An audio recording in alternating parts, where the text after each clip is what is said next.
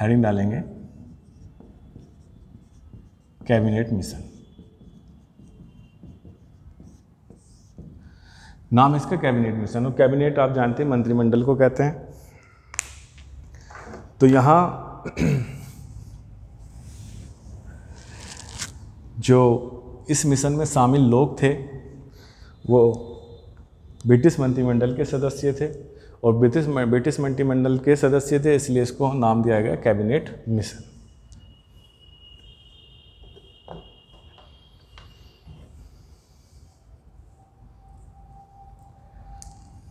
तो इसका भी हम पॉइंट, जो इम्पोर्टेंट पॉइंट है वो लिख लेते हैं। 24 मार्च 1946 को कैबिनेट मिशन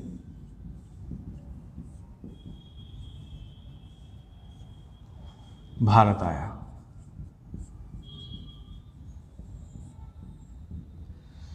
याद रखेंगे डेट, 24 मार्च 1946 को ये भारत आता है।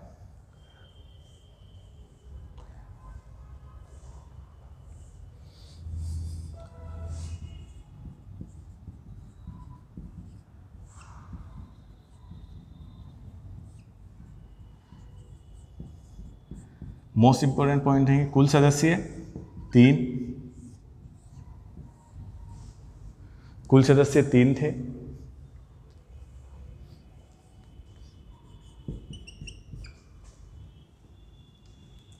Lord पथेक Lawrence, Stafford Cripps,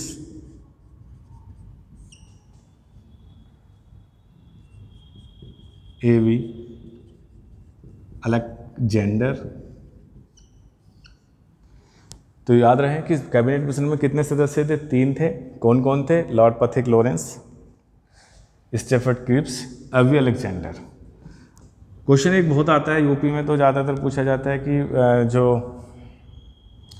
cabinet mission के अध्यक्ष थे वो कौन थे, तो हम यहाँ पे लिखेंगे ये इसके अध्यक्ष थे।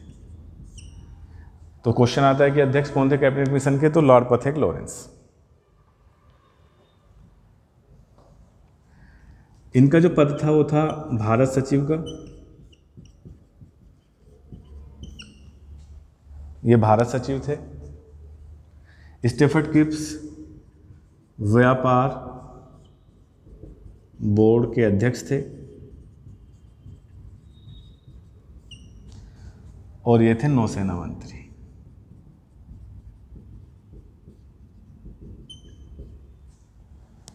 तो ये इनके पद थे। क्वेश्चन पूछ सकते हैं कि एवी अलेक्जेंडर किस पद पर थे, तो नौसेना मंत्री थे।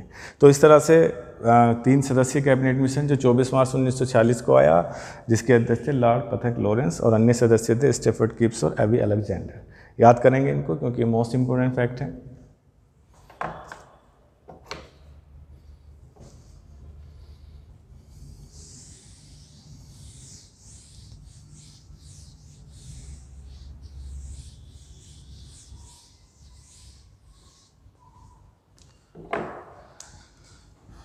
मुख्य प्रावधान यहाँ देखते हैं हम लोग।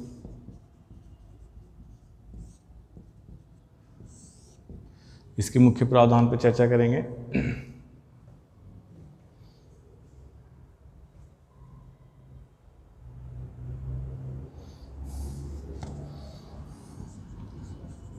ब्रिटिश प्रांतों को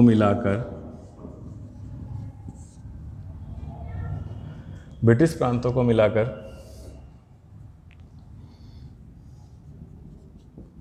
भारतीय संघ का निर्माण होगा।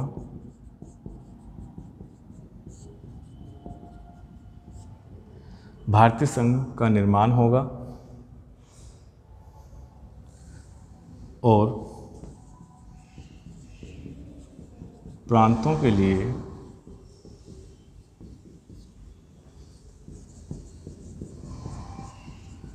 अलग संविधान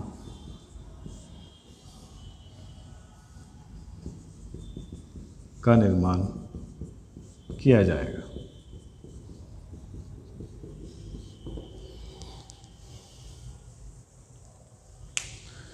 यानी ब्रिटिश प्रांतों को मिलाकर भारतीय संघ बनेगा और भारतीय संघ में भी प्रांतों को भी अलग संविधान निर्माण का अधिकार दिया जाएगा।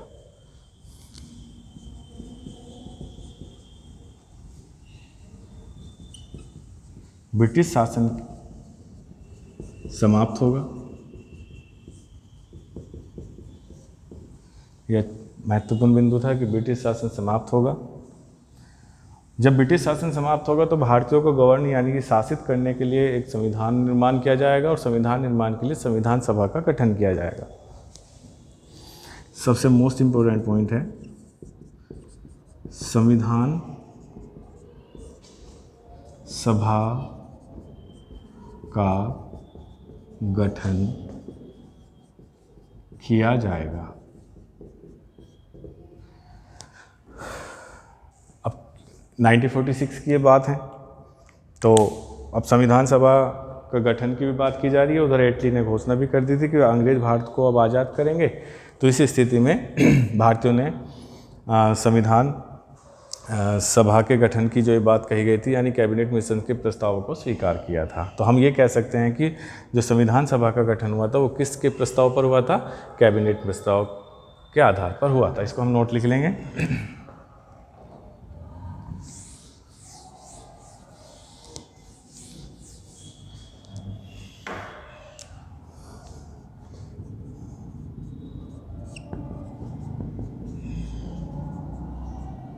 संविधान सभा का गठन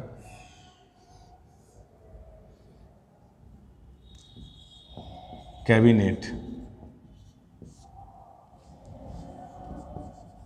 मिशन, याद रखेंगे मोस्ट इंपोर्टेंट पॉइंट है, कैबिनेट मिशन के प्रस्ताव के आधार पर हुआ था।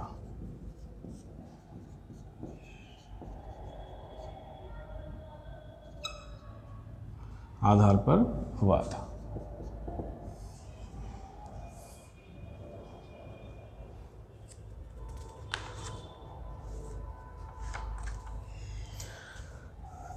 अब संविधान सभा के गठन की बात कही गई है।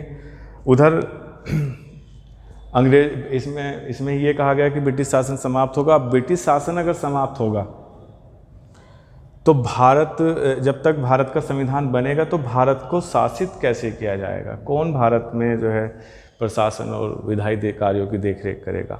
तो इस स्थिति के लिए कैबिनेट मिशन ने ही एक प्रस्ताव दिया कि एक अंतिम सरकार का गठन किया जाएगा जो संविधान सभा के गठन और संविधान निर्माण होने तक भारत में शासन की देखरेख करेगी, क्योंकि अंग्रेज क्या हो चुके होंगे? जा चुके होंगे। तो पॉइंट इसका एक अगला प्रावधान हम लिखेंगे, अंतरिम सरकार के गठन का प्रावधान किया गया।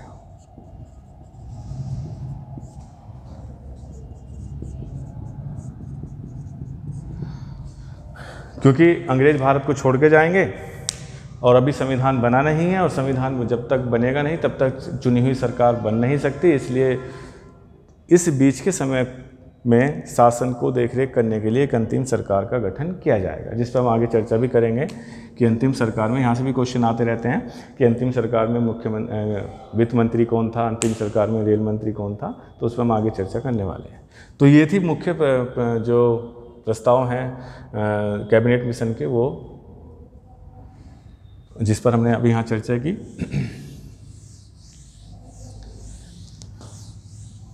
तो हम बात कर लेते हैं संविधान सभा के गठन की। तो हेडिंग डालते हैं, क्योंकि क्वेश्चन अगर आता है संविधान सभा का गठन किसकी सिफारिश पर हुआ? कैबिनेट मिशन की। तो यहाँ हम पहला टॉपिक ले लेते हैं, संविधान सभा का गठन।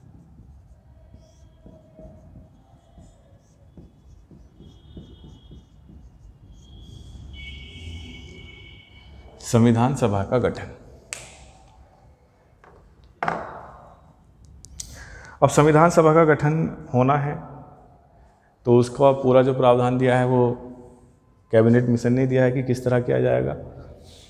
यहाँ अगर क्वेश्चन ये आता है कि संविधान सभा का गठन किस तरह हुआ, किस प्रकार हुआ, तो कैबिनेट मिशन ने एक प्रस्ताव दिया था कि संविधान सभा का जो गठन होगा वो अप्रत्यक्ष रूप से होगा, जिसमें केंद्रीय विधानसभाओं के सदस्य प्रतिनिधियों को निर्वाचित करेंगे। तो वही हमारा पहला पॉइंट भी होगा, केंद्रीय नहीं प्रांतीय। तो लिखेगा संविधान सभा का गठन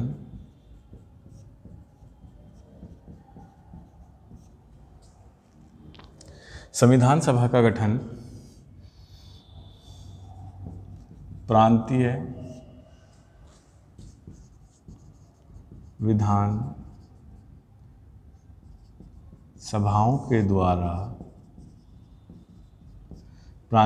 सभाओं के द्वारा अप्रत्यक्ष रूप से किया जाएगा।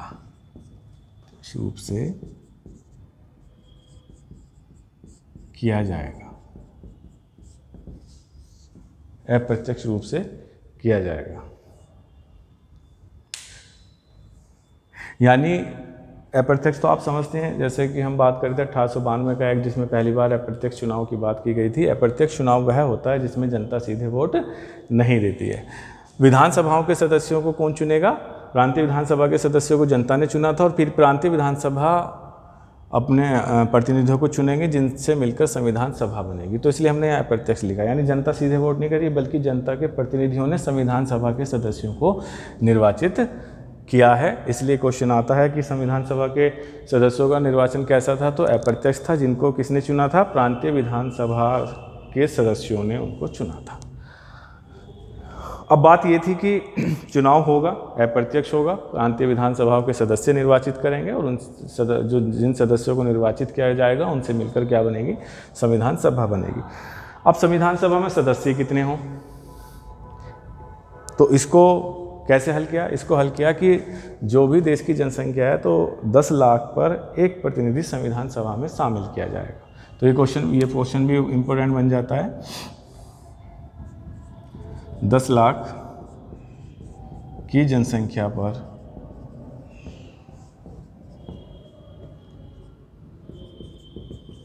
संविधान सभा में एक प्रतिनिधि होगा।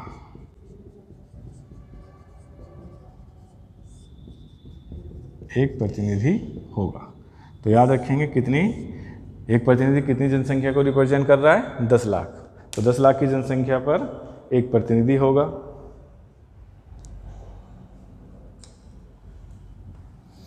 एक पॉइंट और लिख सकते हैं,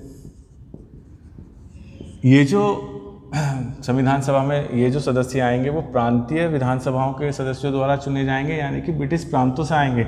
देशी रियासतों से जो सदस्य होंगे वो एक चुनाव समझौता समिति के द्वारा नियुक्त होंगे, जो किसके साथ समझौता करेगी? देशी रियासतों के शासकों के साथ। तो लिखेंगे देशी रियासतों से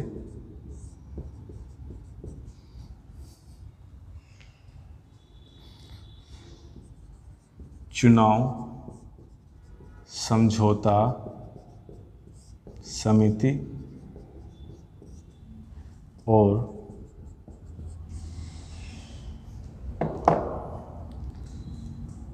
देशी रियासतों से चुनाव समझौता समिति और देशी रियासतों के प्रतिनिधियों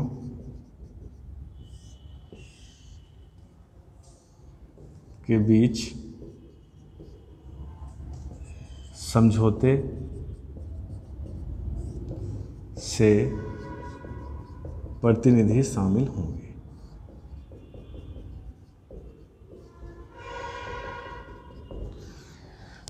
यानी यहाँ पे तो निर्वाचन होगा, और यहाँ जो चुनाव समझौता समिति बनी है वो और देशी रियासतों के जो प्रतिनिधि उनके बीच में एक समझौता होगा, और उसके आधार पर कितने सदस्य देशी रियासतों से आएंगे वो डिसाइड किया जाएगा। क्योंकि जो संविधान सभा बनेगी उस समय हमें या तो ब्रिटिश प्रांत दिखाई देते हैं या फिर देशी रियासतें भारतीय क्षेत्र में शामिल थी। तो यहाँ से निर्वाचन होगा, यहाँ से जो है वो इनके समझौते के आधार पर शामिल होंगे। तो ये महत्वपूर्ण बिंदु हैं। संविधान सभा का निर्वाचन कैसे हुआ? अप्रत्यक्ष हुआ। कितनी जनसंख्या पर एक प्रतिनिधि था? 10 लाख की जनसंख्या पर एक प्रतिनिधि था।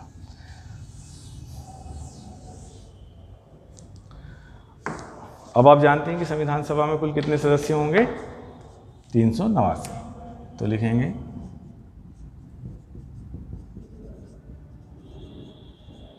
संविधान सभा में कुल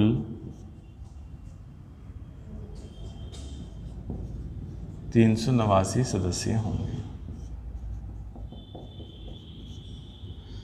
389 सदस्य होंगे। अब हम देखते हैं कि 389 जो सदस्य संविधान सभा में होंगे इनको किस तरह से शामिल किया जाएगा।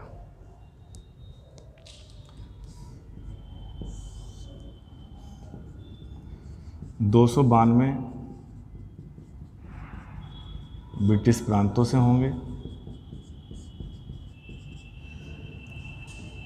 4 चीफ कमिश्नरी प्रांतों से होंगे।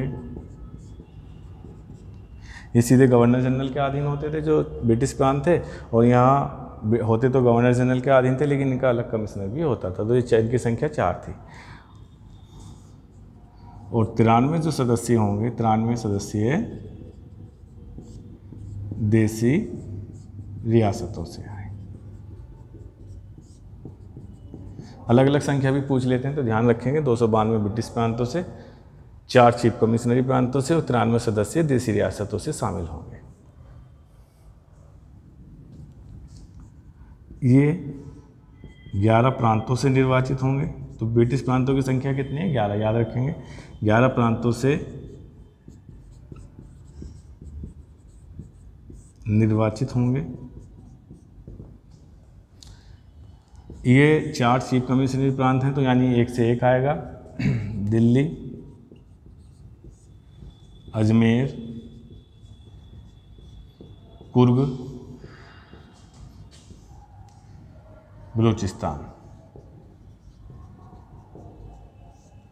बलूचिस्तान वही है जो पाकिस्तान में चला गया है आज़ादी के बाद। कुर्ग कर्नाटक में था, इसको हम लिख देते हैं,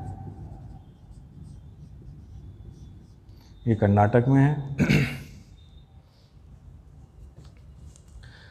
तो 4 सदस्य यहाँ से आएंगे और 11 प्रांतों से निर्वाचित होकर 292 सदस्य आएंगे, यानी कि टोटल जो ये सदस्य बैठेंगे ये बैठेंगे 296।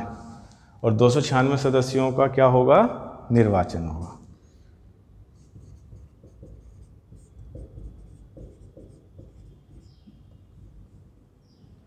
सदस्यों का निर्वाचन, यानी इनका क्या हो रहा है? निर्वाचन होगा। अब ये निर्वाचन में भी हम देख लेते हैं कि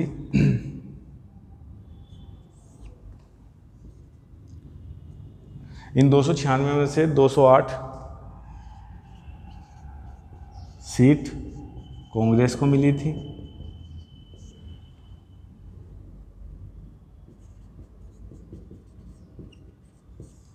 208 सीटें कांग्रेस को, 73 सीटें मुस्लिम लीग को, और बाकी अन्य दलों को मिली। तो याद ये रखनी है कि 208 सीटें जो हैं वो कांग्रेस को मिली थी और 73 मुस्लिम लीग को मिली थी। 296 में से जो बची कुछ हैं वो अन्य जो छोटे मोटे दल थे उनको मिली थी। तो इस तरह से भारत इनका निर्वाचन हुआ और इनके समझौते के आधार पर नियुक्ति हुई। टोटल 389 सदस्य थे, जिसमें 292 ब्रिटिश प्रांतों से थे, 4 चीफ कमिश्नरी प्रांतों से थे, 93 देसी रियासतों से थे। 292 जो है 11 प्रांतों से निर्वाचित हुए थे। 4 चीफ कमिश्नरी प्रांत जो थे वो दिल्ली, अजमेर, कुर्ग और बलूचिस्तान थे। और इनको टोटल 296 सदस्य है जिनका निर्वाचन हुआ, जिनमें से 208 सीटें जो हैं वो कांग्रेस को, 73 सीटें जो हैं वो मुस्लिम लीग को प्राप्त हुई। तो इस तरह संविधान सभा का गठन हुआ।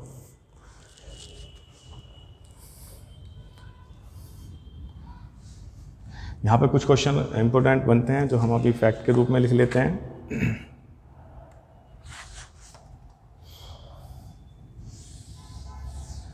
जैसे क्वेश्चन बहुत आता है यूपी में, तो खास करके पूछा जाता है, इस पर काफ़ी विवाद भी रहा कि संविधान सभा में कुल कितनी महिलाएं थीं। ये क्वेश्चन बहुत पूछा जाता है। प्रारंभ में कुछ किताबों में 12 दिया गया था, लेकिन जो आंसर है वो 15 है। तो यहाँ पे फैक्ट के रूप में नोट करेंगे, संविधान सभा में कुल 15 महिलाएं थीं। लिखेंगे संविधान सभा में कुल 15 महिलाएं, मोस्ट इम्पोर्टेंट पॉइंट है, 15 महिलाएं, 26 अनुसूचित जाति, 33 अनुसूचित जनजाति, SC ST अनुसूचित जनजाति के सदस्य थे।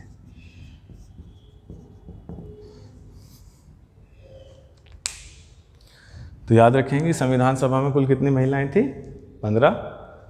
अनुसूचित जाति के यानी SC सदस्य कितने थे? 26। और ST यानी अनुसूचित जनजाति के जो सदस्य थे वो थे 33 यानी 33।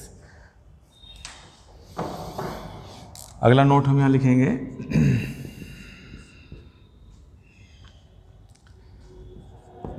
हैदराबाद रियासत का कोई प्रतिनिधि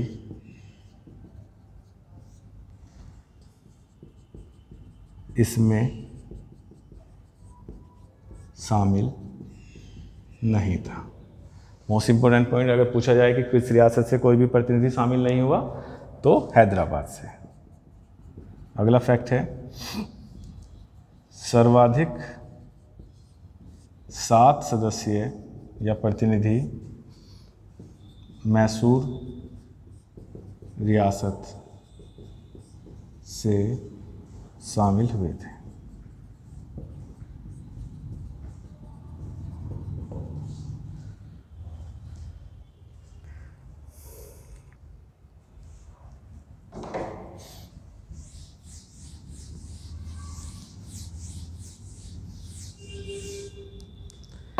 अब एक क्वेश्चन बनता है कि संविधान सभा में जो डॉक्टर भीमराव अंबेडकर थे वो उनका चुनाव कहाँ से हुआ था? तो ये भी काफ़ी महत्वपूर्ण बिंदु है, तो इसको भी नोट में लिख लेंगे। डॉक्टर अंबेडकर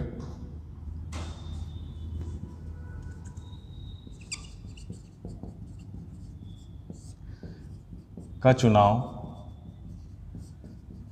संविधान सभा में बंगाल से हुआ था।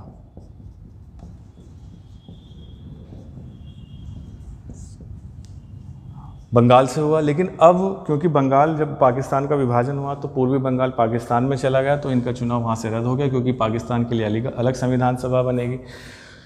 तो इस स्थिति में वो डॉक्टर अंबेडकर को संविधान सभा में शामिल करना था, तो उनका चुनाव दोबारा कराया गया और ये मुंबई के पुणे से किया गया, जब कांग्रेस के M जयकर ने अपनी सीट छोड़ी और अंबेडकर को वहाँ से चुनाव कराकर संविधान सभा में शामिल किया गया। तो आगे लिखेंगे, विभाजन के पश्चात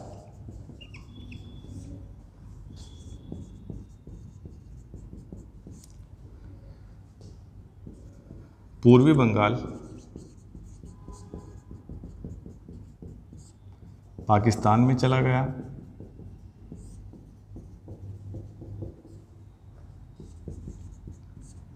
इस स्थिति में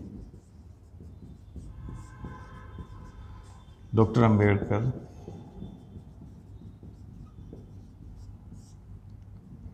का पुनः निर्वाचन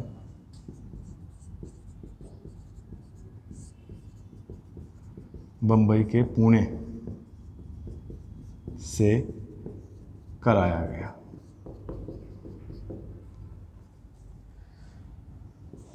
एक और नोट लिख लेंगे, डॉक्टर अंबेडकर के लिए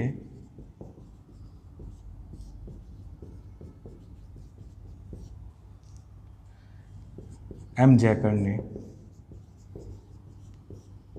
ये भी कांग्रेस के प्रतिनिधि थे, M जयकर ने अपना स्थान रिक्त किया था।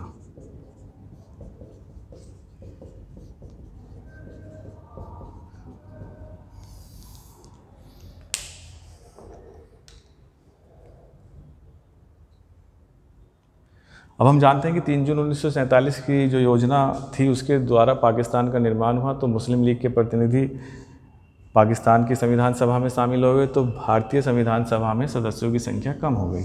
तो हम लिखेंगे आगे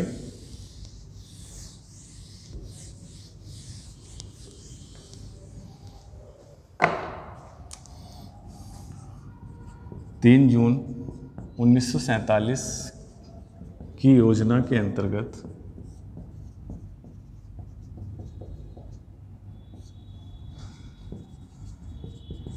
मुस्लिम लीग के प्रतिनिधि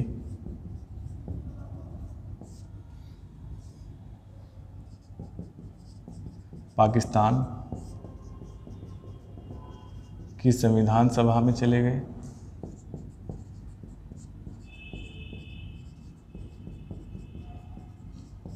इसलिए हमारी संविधान सभा में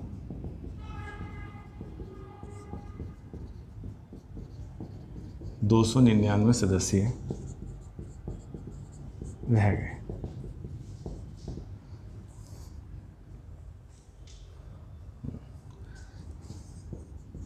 दो 299 सदस्य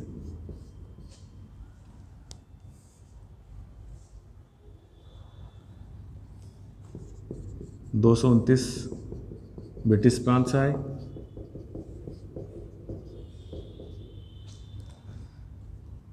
70 देसी रियासतों से।